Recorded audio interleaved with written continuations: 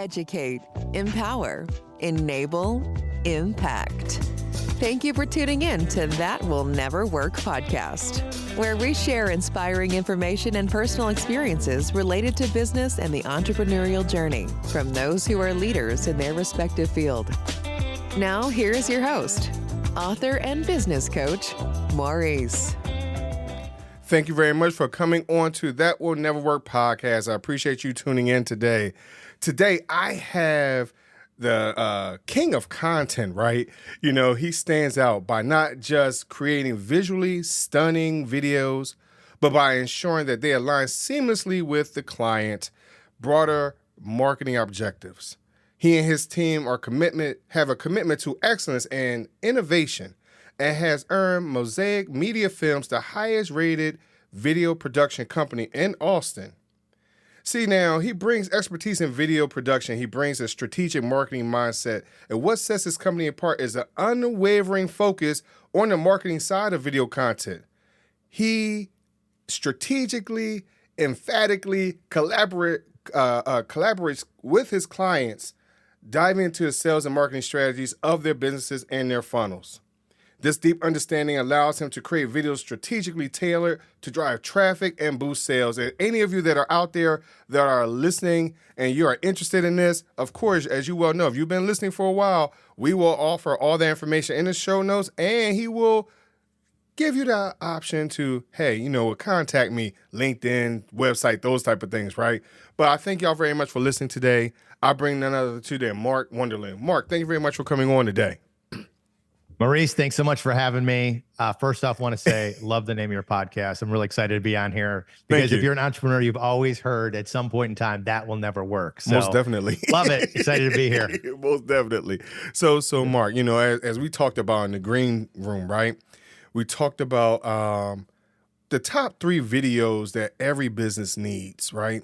But Mark, as I explained to you for myself, I have yet to jump into video, right? Because I don't like to look at my own face. I pick my own self apart. So how would you suggest for someone to get over those nerves, those idiosyncrasies, whatever it might be, right? For us to get to that point to say, hey, you know what? I understand what my business needs. Now I have to get over my own personal stuff to get to what my business needs. How would you encourage someone to get to that point? Yeah, absolutely. So the best way to get kind of over nerves, no matter what type of video that you're doing, if you plan on being on camera, is just to keep a couple things in mind. Like number one, we were talking about earlier, is just authenticity. So like if you are the brand, you are the business, you're like a solopreneur, right? People want to know that. And you can do it very simply with like selfie style videos, or just setting up a tripod and filming with your phone in an inexpensive, easy way. And that is a good way. And you just have to understand that, like, a lot of content that we create, we'll interview, 5 different people. Each interview is 20 minutes a piece.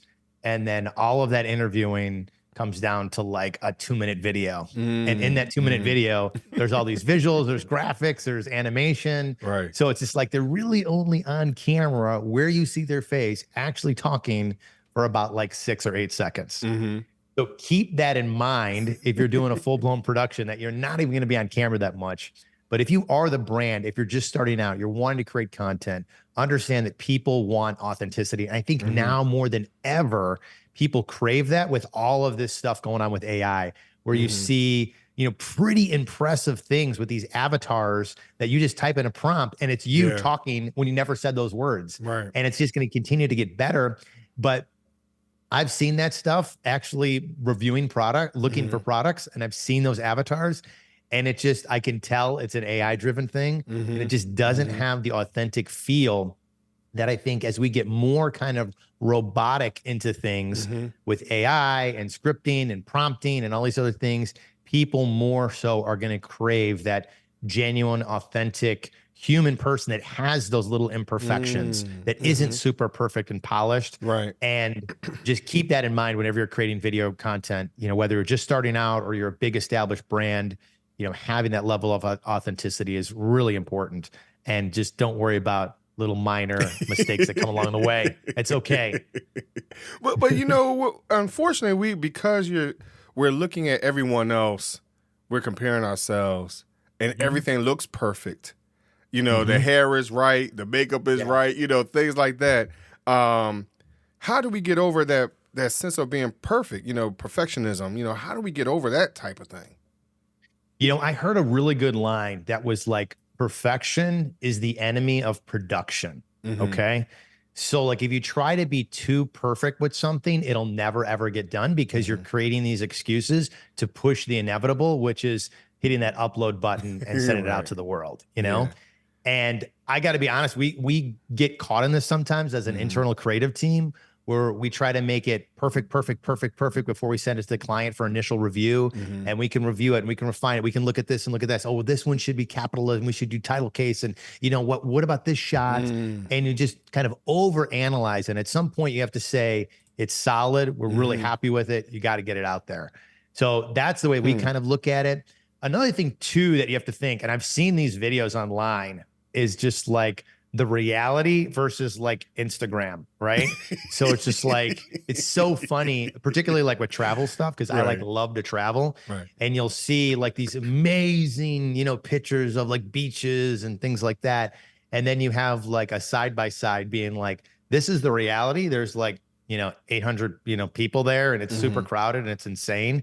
And then like the reality is just like, it's perfect, you know, and people are like, there's no one around and it's this amazing thing. Give you a funny example. I recently was in Brazil. I went to Rio de Janeiro for like 5 or 6 days. And, you know, the most iconic thing is the statue of Christ the Redeemer, where he's on the mountaintop with his arms out.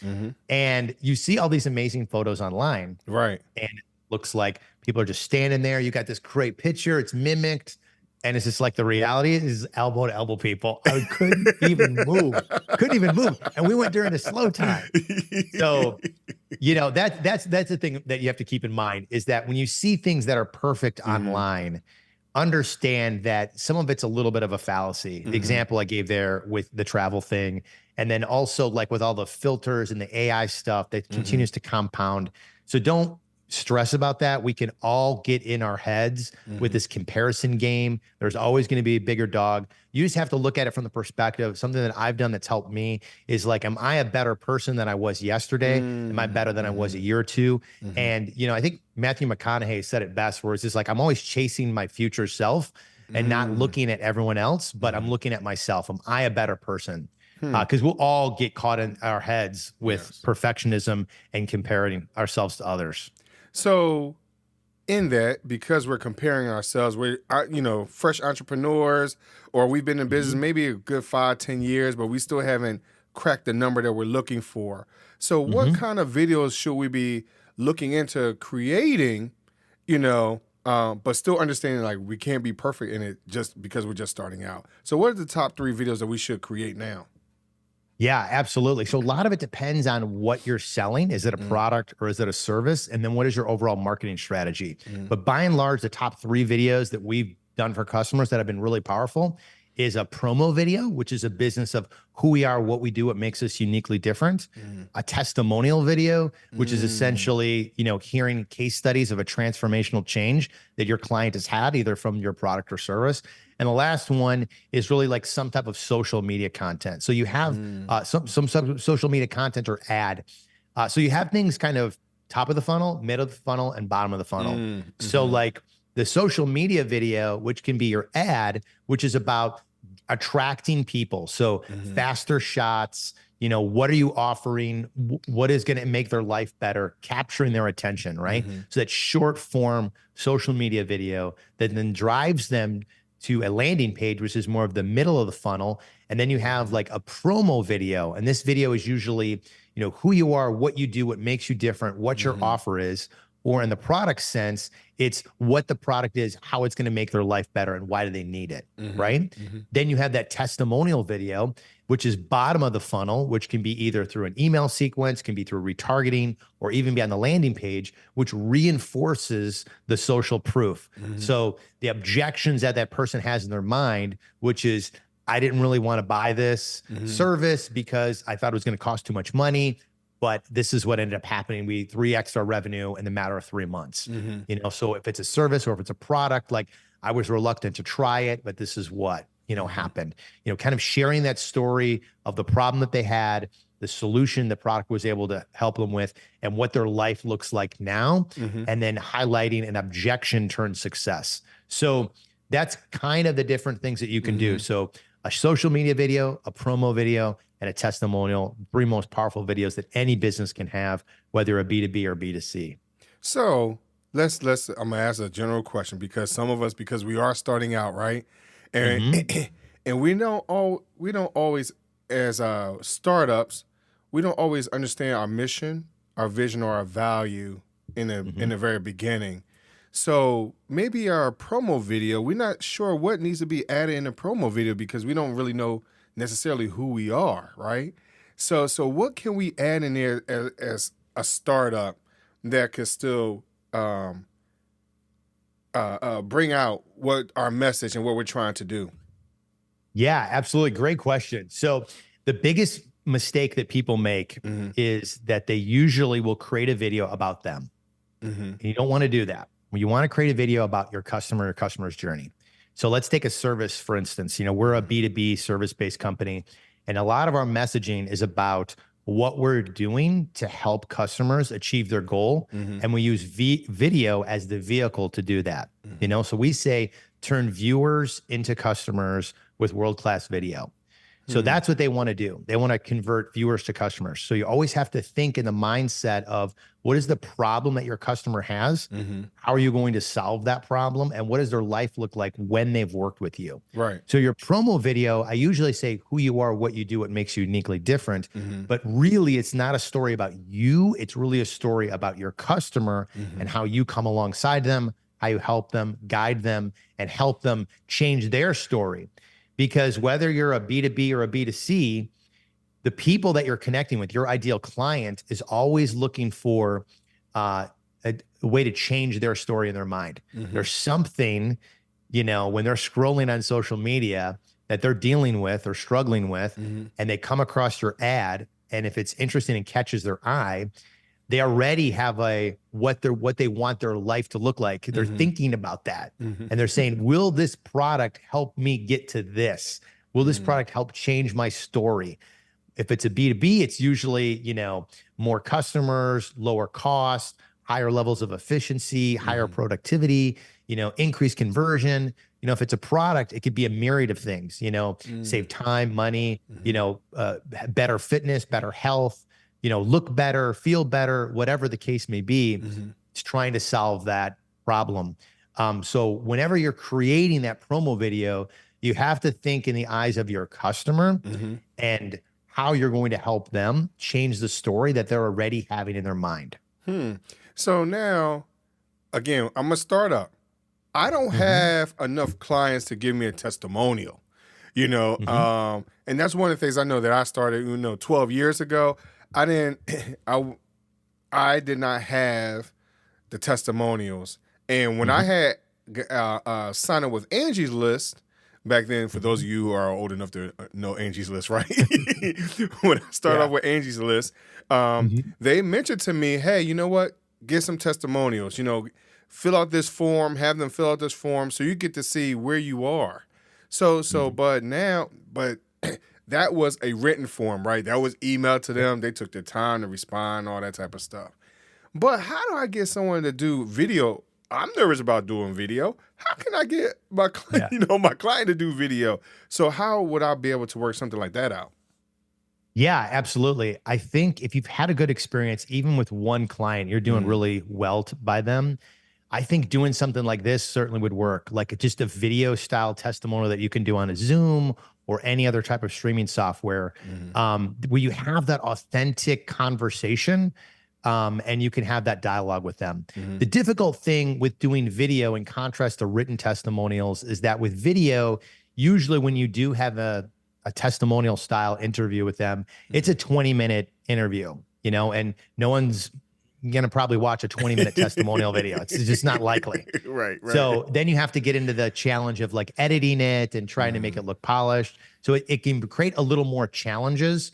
So the only thing I can say that would help is if you think about it from the perspective of, if I do a 20-minute interview, I want to do this myself. I can't hire a company to do it. you just have to think about it from the perspective, can I grab one really solid soundbite that basically will be the story? So like when we do this, one of the services that we offer is we offer remote testimonials, where we'll actually go through the process of scheduling, going through a thorough interview, and then we refine and polish the edit. So it's branded for the company. So it looks really professional, but it's a low friction on the company and low friction on their customer, because it's, only a 30-minute time slot opposed to a live action, which usually is several hours. Right. But it's a very elaborate process. But one of the questions that we ask, that we essentially convert to a social media video, is what we call a micro story. And this can be the question that you can ask, which is, what was the problem that you had? How did we solve that problem? And what does your life look like now? And you really want them to answer that in like one full breath. Because if you start getting into the things that we do, where we're taking over here to here, so it kind of is cohesive and back and forth, and then trying to time it and structure it, it's just going to create too much headaches. So what you're better off doing is just asking that one question and then have them retake it like 3 or 4 times. So then you don't have any like massive editing. At that point, it's more called, the term is called trimming. So let's say, you talk for 10 minutes. They take 1 is bad, take 2 is bad, but take 3 is good. So we're going to cut everything up to there and then cut all the fluff. So then you just have one solid, 30-second testimonial, where they're kind of telling that story. And it might sound like, before I met Maurice, I was frustrated. I was spending money on marketing. Nothing was working. We're throwing darts at the wall. We couldn't figure it out, and then I connected with him, and things changed almost immediately. Within 2 months, I could see that things skyrocketed with our sales, and we were getting so many leads. Now we're at the point where I have to hire more people because I can't keep up with the amount of lead flow. And it's been huge for us, been a total game changer. And there we go. That's the story. That's kind of what we're doing. We're trying to basically take what they would say in written form and do it verbally. Because again, when you're doing it, like a lot of people, it's like written stuff can be really powerful because people can skim it, but there's no faking a video testimonial where you see people, there's a real person. It's not AI generated. They're telling a genuine, authentic story about their experience. And that can be really, really powerful. So the next step, which you talked about social media, and you talked about, a little faster, trying to keep, keep somebody's attention, whether it's 10, 15, 30 seconds, whatever, no matter what it is. And here's the thing. I don't know what that means, Mark. Yeah. Love it. Okay. Yeah. Sometimes, they call this the curse of knowledge, where you just like assume, things. So yeah, thanks for calling me out. Okay.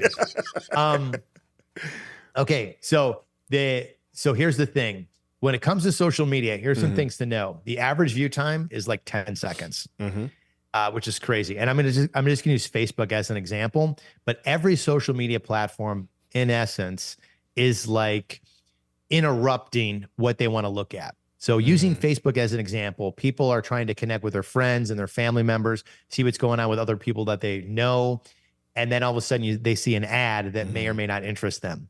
So in order to break their concentration or stop the scroll, you have to have something that is going to grab their attention. So if you're not going to get into the fancy editing that we do, it could be anything from like putting your hand up to the camera.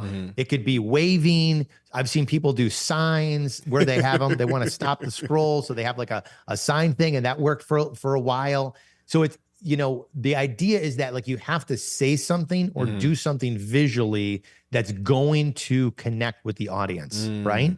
And also it's really important, not only to do video, but also try other things as well. The big part about marketing on social media, just from a marketing tactical side, is testing different variables about what works with your audience.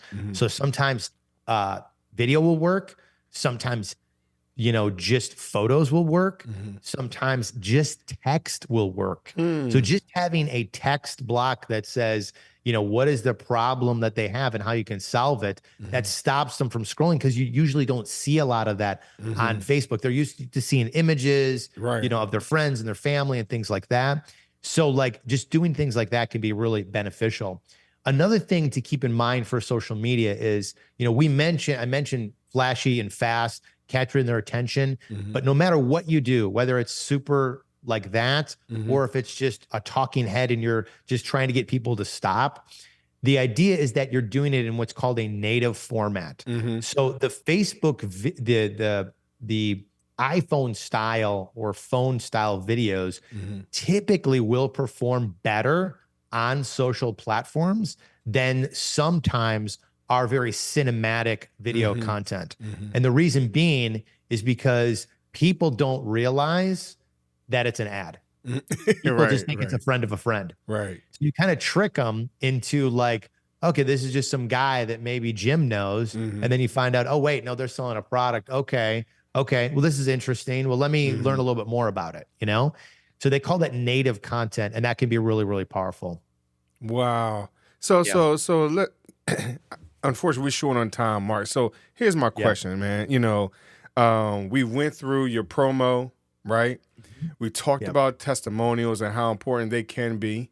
You know, we talked about just, you know, the idea of maybe, because I think what you've done we're talking about social media, like you said, you mentioned it being fast, but thank you for slowing it down for us, because sometimes we can get intimidated because we don't know how to edit. We don't know what we should use to do that, to create that image.